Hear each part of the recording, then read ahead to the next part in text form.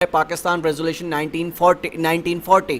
ٹھیک ہے، اب اس حوالے سے میں آپ کو بتاتا چلوں کہ اگر میں کہوں کہ پورے پاکستان اسٹڈیز کا جو مین امپورٹنٹ ٹاپک ہے وہ پاکستان ریزولوشن ہے تو غلط نہ ہوگا، کیونکہ پاکستان ریزولوشن وہ واحد ریزولوشن ہے جس کے بعد پاکستان کو حاصل کرنے کی تگ و دو بہت زیادہ جو ہے وہ شدت اختیار کر گئی تھی، اور اس میں بہت ایک امپورٹنٹ ڈیسیجنز لیے گئے تھے. ٹھیک ہے، اور اس حوالے سے میں آپ کو بتاتا چلوں کہ پاکستان ریزولوشن کے حوالے سے اب بالکل ایک پہلے ہم جو ہے وہ کلاسیکل طریقے سے تیاری کرتے تھے جس میں ہم نے صرف چند ایک کوسچنز کو وہ تیار کرنا ہوتا تھا تو ہمارا یہ ٹاپک کور ہو جاتا تھا، لیکن اب ایگزامنر جو ہے وہ اب ڈیفرنٹ طریقے سے سوچتا ہے. ایگزامنر اب یہاں سے پاکستان ریزولوشن سے صرف آپ سے یہ نہیں پوچھتا کہ پاکستان ریزولوشن جو ہے وہ کب اناؤنس ہوئی یا اس کو کب پیش کیا گیا، بلکہ اب ایگزامنر جو ہے اس کے حوالے سے ڈیفرنٹ کویشچن کرتا ہے. تو انشاءاللہ آج کے ٹاپک کو ڈسکس کرنے کے بعد آخر تک اس ویڈیو کو دیکھنے کے بعد آپ اس قابل ہو جائیں گے کہ پاکستان ریزولوشن سے اگر آپ سے کوئی کویشچن کیا جاتا ہے، ایون ان انٹرویوز آپ سے کوئی کویشچن کیا جاتا ہے، اگر آپ کسی سے ڈسکشن کر رہے ہیں اور پاکستان اسٹڈیز کے حوالے سے پرٹیکولرلی پاکستان ریزولوشن کو آپ بڑے اچھے انداز سے اس کو بیان کر سکتے ہیں، اس کو تفصیل کے ساتھ بتا سکتے ہیں. اور آج کا انشاءاللہ ٹاپک پڑھنے کے بعد آپ کو یہ ٹاپک نہ صرف one paper M C Qs بلکہ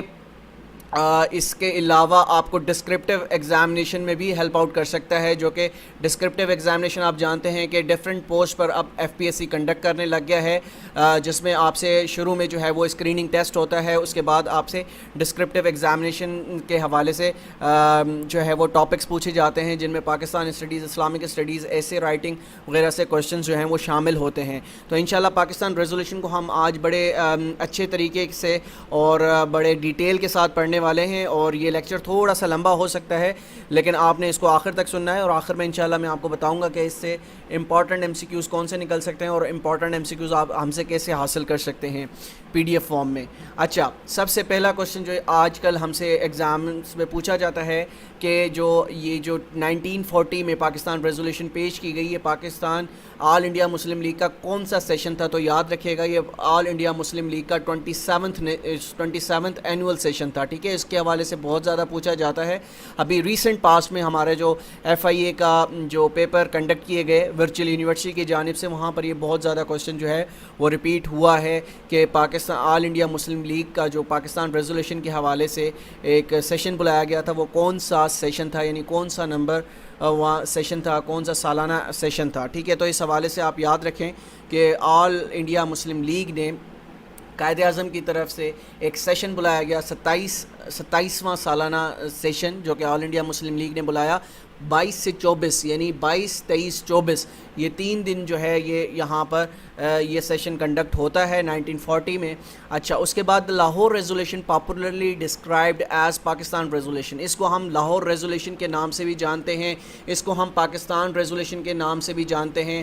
تو اگر آپ سے ان دونوں کے حوالے سے کوئی ایم سی کیوز پوچھا جائے تو آپ نے اس میں جو ہے وہ کنفیوز نہیں ہونا. Lahore resolution and Pakistan resolution are both same. ٹھیک ہے، انٹرچینجبلی دونوں ایک دوسرے کے حوالے سے جو ہے ان کو نام لیا جاتا ہے. Was passed in this session, کون سے سیشن میں؟ 27th اینول سیشن میں پاکستان ریزولوشن 1940 پاس ہوتی ہے. اس کے علاوہ اب بہت امپورٹنٹ یہ چیزیں ہیں، بہت امپورٹنٹ نام آپ سے ڈسکس کرنے جا رہا ہوں، اس کو آپ نے نوٹ کرنا ہے، اس کو یاد رکھنا ہے. Sir Shah Nawaz Mamdot was made the head of the reception committee. ٹھیک ہے، ان کو کیا بنایا گیا تھا؟ سر شاہ نواز ممدوٹ کو ریسیپشن کمیٹی کا ہیڈ بنایا گیا تھا. اس کے علاوہ Mian Bashir Ahmed was nominated as secretary of the session. اب جتنے بھی دنیا میں آج تک بھی جتنے بھی پارٹی سیشنز ہوتے ہیں، جتنے بھی آپ کے آج کی پولیٹیکل پارٹی کے سیشنز ہوتے ہیں، وہاں پر ایک سیکرٹری بنایا جاتا ہے، ایک پرٹیکولر پوسٹ ہوتی ہے سیکرٹری کی، جو اس بندے کو بنایا جاتا ہے جو کہ پوری اوور آل جتنا بھی سیشن کنڈکٹ ہوتا ہے، کنکلوڈ ہوتا ہے، اس کی ساری کارروائیاں دیکھتا ہے. تو اس کو سیکرٹری جنرل کہا جاتا ہے یا سیکرٹری کہا جاتا ہے. اچھا، یہاں پر ایک بہت ہی امپورٹنٹ ایک واقعہ ہوا تھا ڈیو ٹو دا خاکسر ٹریجڈی ان 1940 کے اندر ایک خاکسر ٹریجڈی ہوئی تھی جس میں تقریباً 50 خاکسر مارے گئے تھے. اب خاکسر کیا ہے؟ خاکسر تحریک کے حوالے سے میں آپ کو پچھلے لیکچرز میں بتا چکا ہوں. اگر جنہوں نے وہ ہمارا لیکچر نہیں دیکھا تو وہ دیکھ سکتے ہیں. اس میں نے آپ کو بتایا تھا کہ خاکسر تحریک جو ہے وہ کیوں بنی تھی, کیا اس کی وجوہات تھی اور کس نے بنائی تھی. ٹھیک ہے, تو اس میں 50 خاکسر یعنی 50 جو بندے تھے وہ مارے گئے تھے اور سینکڑوں جو ہے وہ زخمی ہو گئے تھے. سر سکندر حیات جو یونینسٹ لیڈر تھے اینڈ چیف منسٹر تھے پنجاب کے, انہوں نے قائد اعظم کو پرسویٹ کرنے کی کوشش کی, قائد اعظم کو اس بات پر لانے کی کوشش کی کہ وہ یہ جو سیشن ہے 1940 کا, پاکستان ریزولوشن 1940 کے حوالے سے جو 27واں اینول سیشن ہے, اس کو پوسٹ پون کر دیں. پوسٹ پون کیوں کر دیں؟ کیونکہ ایک ریسنٹ واقعہ ہوا ہے جس میں 50 خاکسر جو ہے وہ مارے گئے تھے. جس طرح آج بھی آپ دیکھتے ہیں پولیٹیکل پارٹیز کے اندر کوئی بھی امپورٹنٹ واقعہ ہو جائے, کوئی بھی امپورٹنٹ آپ کا کوئی نیشنل لیول پہ یا بڑے لیول پر جو ہے وہ جانی نقصان ہو جائے, تو آپ جو پولیٹیکل پارٹیز ہیں وہ دوسری پولیٹیکل پارٹیز جو کہ وہ سارا اقدام کنڈکٹ کرنے والی ہوتی ہیں یا کوئی جلسہ کرنے والی ہوتی ہیں, تو اس کو کنونس کرنے کی کوشش کرتی ہیں کہ آپ یہ جلسہ نہ کریں کیونکہ ایک ہمارے یہاں ٹریجڈی ہو چکی ہے, تو آپ اس کو پوسٹ پون کر دیں. تو قائد اعظم کو بھی جو سر حیات سکندر حیات خان یونینسٹ لیڈر تھے جو کہ چیف منسٹر بھی تھے پنجاب کے, انہوں نے اس بات پر کنونس کرنے کی کوشش کی کہ آپ اس اجلاس کو پوسٹ پون کر دیں, لاہور سیشن کو آپ پوسٹ پون کر دیں. تو جو قائد اعظم کو جو ہے وہ اس بات پر کنونس نہیں کر سکے, کیونکہ قائد اعظم اس بات پر بڑے وہ تھے کہ یہ جو سیشن ہے یہ ہمارے لیے بہت زیادہ امپورٹنٹ ہے اور یہ ہر حال میں ہونا ہے. اور یہی وہ موقع تھا, میں اگر آپ کو بتاتا چلوں کہ پاکستان کو حاصل کرنے کے لیے اگر یہ کہا جائے کہ یہی موقع تھا جہاں پر ہماری جو پوری کوششیں تھیں وہ پاکستان کو حاصل کرنے کے لیے لگ گئی تھیں, تو غلط نہ ہوگا. اس سے پہلے قائد اعظم بذات خود بھی یونائٹڈ انڈیا کے جو ہے وہ بڑے امبیسڈر مانے جاتے تھے کہ وہ کسی طرح یونٹی قائم ہو جائے ہندوز اینڈ مسلمس کے درمیان, اور وہ صرف اور صرف برٹشرز کو یہاں سے بھگا کر دونوں یہاں پر حکومت رائج کر سکیں. لیکن اس کے بعد جو قائد اعظم کا مائنڈ سیٹ چینج ہوا وہ کس وجہ سے ہوا؟ خطبہ الہ آباد اس میں ایک مخصوص کردار ادا کرتا ہے. جب خطبہ الہ آباد میں علامہ محمد اقبال نے بڑے واضح طور پر یہ بتایا کہ Hindu and Muslims are two different communities جو کہ ایک ساتھ نہیں رہ سکتی. اچھا, آن ہز ارائیول جب قائد اعظم محمد علی جناح آئے تو جناح ٹولڈ دا پرنٹ میڈیا, جس طرح آپ یہاں پر بھی کوئی آپ دیکھتے ہیں کہ ڈفرینٹ کوئی بھی اجلاس ہو رہا ہو تو میڈیا آ جاتی ہے, تو قائد اعظم جب وہاں پہنچے تو میڈیا آئی, پرنٹ میڈیا آئی, انہوں نے پوچھا, سوالات کیے, تو قائد اعظم نے ایک مشہور جو ہے وہ الفاظ کہے, AIML یعنی all India Muslim League will make historic decision in the upcoming session, جو کہ 27واں اینول سیشن تھا.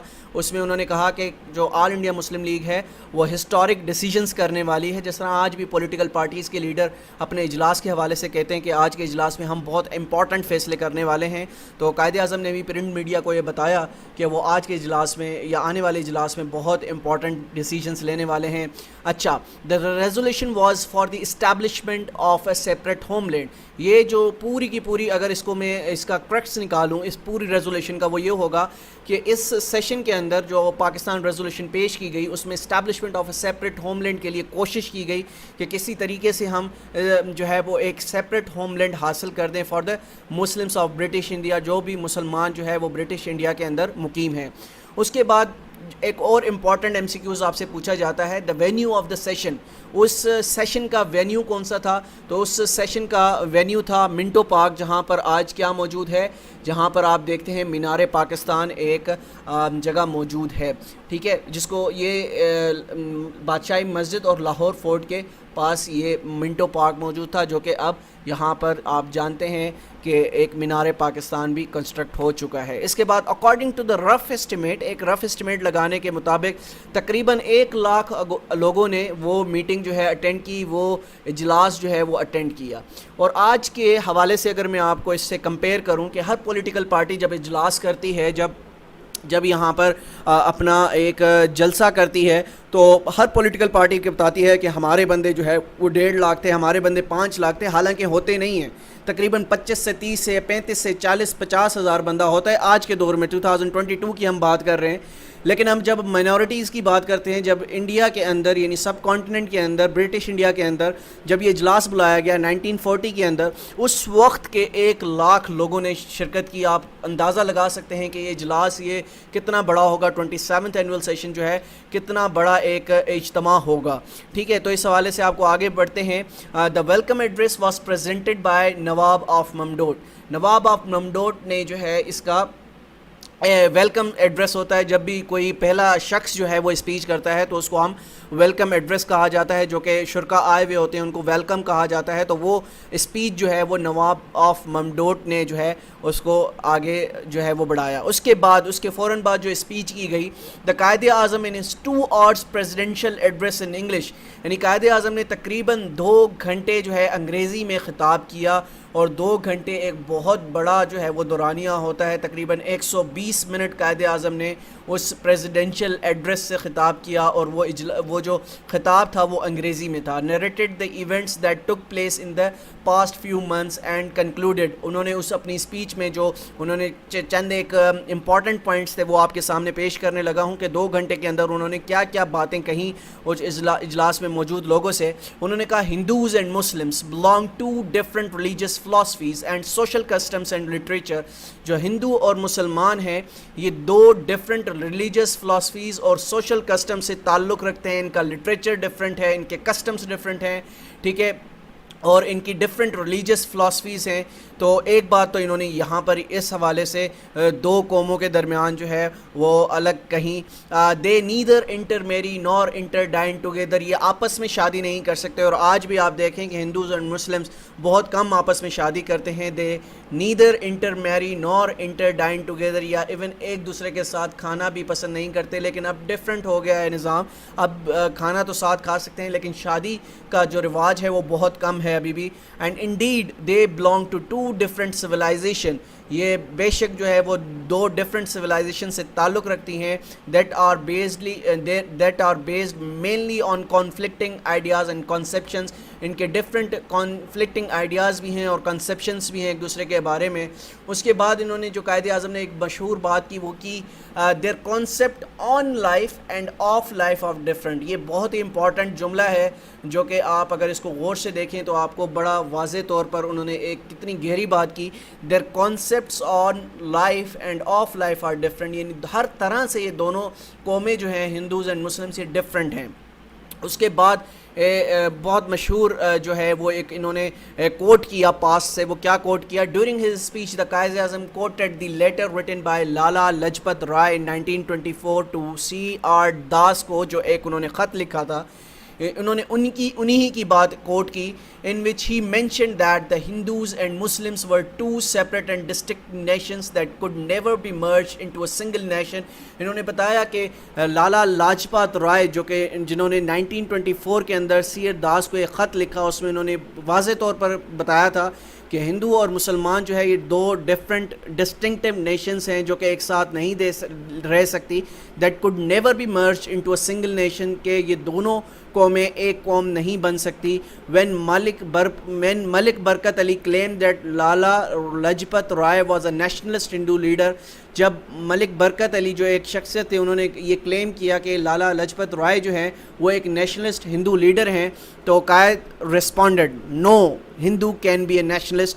انہوں نے کہا کہ کوئی بھی ہندو جو ہے وہ نیشنلسٹ نہیں ہو سکتا. اور اس کے بعد جو انہوں نے ایک بہت بڑے گہرے الفاظ کہے وہ یہ تھے every Hindu is a Hindu first and last, یعنی ہر ہندو جو ہے وہ ہندو پہلے ہے اور آخر میں بھی ہندو ہے. تو قائد اعظم جب بھی کوئی بات کرتے تھے وہ بہت گہری بات کرتے تھے، جو اس کا ہم کانٹیکسٹ اگر آج بھی دیکھیں تو وہ اتنی گہری بات ہوتی تھی کہ میرے خیال سے پاکستان کی ہسٹری میں آج تک کوئی ایسا لیڈر نہیں آیا جو اتنا ناپ تول کر بات کرتا ہو.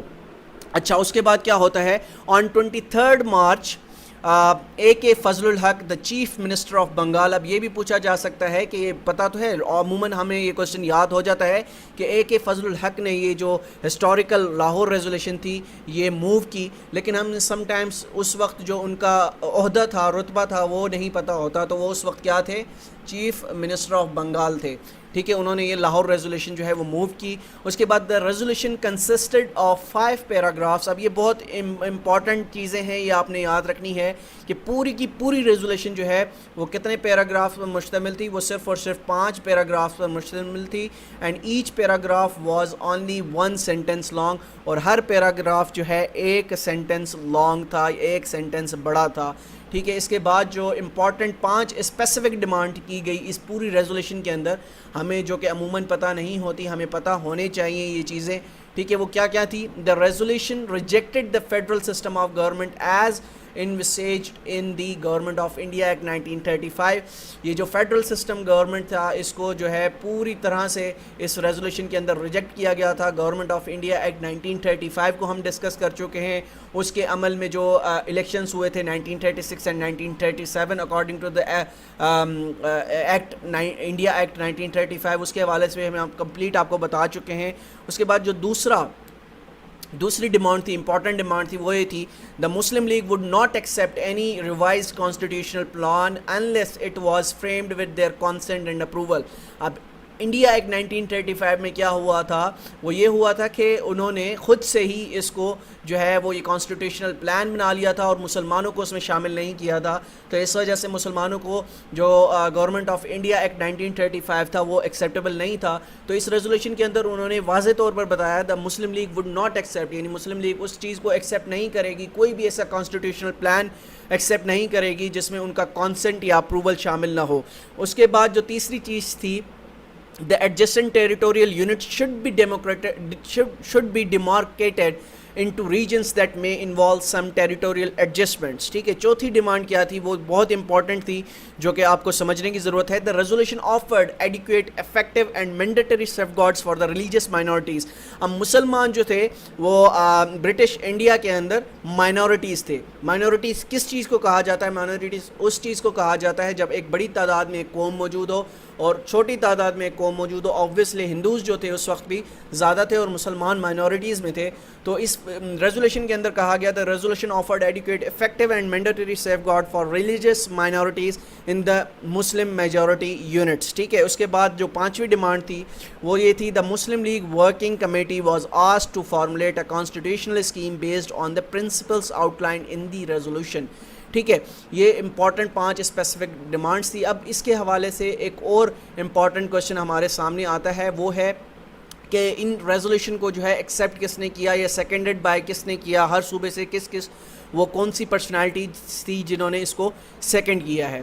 تو چودھری فضل الحق فرام یو پی, یعنی جو ریزولوشن تھی اس کو سیکنڈڈ بائی فرام یو پی, وہ کون لوگ تھے, وہ کون سے شخص تھے؟ چودھری خلیق الزمان نے یو پی سے اس کو سیکنڈ کیا. اس کے بعد مولانا ظفر علی خان نے اس کو پنجاب سے سیکنڈ کیا. اس کے بعد سردار اورنگ زیب فرام NWFP جو کہ نارتھ ویسٹ فرنٹیئر پروونس اور آج KPK کہلایا جاتا ہے, تو وہاں سے کس نے اس کو سیکنڈ کیا؟ اس کو سردار اورنگ زیب نے جو ہے اس کو سیکنڈ کیا. سندھ سے سر عبداللہ ہارون تھے, انہوں نے اس کو سیکنڈ کیا. اور 5ویں نمبر پر قاضی محمد عیسیٰ تھے جنہوں نے بلوچستان سے اس کو سیکنڈ کیا. اور اس کے بعد the resolution was eventually passed on the last day of the moot IE 24 March 1940. اب آپ کو تاریخ میں ہمیشہ ہم نے پڑھا ہے کہ یہ جو ریزولوشن ہے یہ 23 مارچ کو جو ہے وہ پاس ہوئی, لیکن عموماً اگر ہم دیکھتے ہیں ہم پاکستان یعنی گورنمنٹ لیول پہ بھی یہ دن جو ہے 23 مارچ کو منایا جاتا ہے. لیکن اگر جو ہم اس کو ٹیکنیکلی دیکھیں تو ایکچولی یہ جو ہے وہ ریزولوشن جو پاس ہوئی تھی وہ لاسٹ ڈے آف دا موٹ یعنی 24 مارچ جو سیشن تھا ہمارا 22 سے سٹارٹ ہوا تھا اور 24 تک یہ جاری تھا. تو جو ریزولوشن پاسڈ ہوئی ہے یہ 1940 والی 8 مارچ 24 کو ہی ہے. اس کے ساتھ ساتھ the Hindu reaction was of course quick, bitter and malicious, یعنی ہندوز کا جو ریئیکشن تھا اس ریزولوشن کے اوپر وہ آبویسلی ایک کڑوا تھا. ٹھیک ہے, دے کال دا پاکستان ڈیمانڈ اینٹی نیشنل, تو انہوں نے کہا کہ پاکستان کی جو ڈیمانڈ ہے وہ اینٹی نیشنل ہے.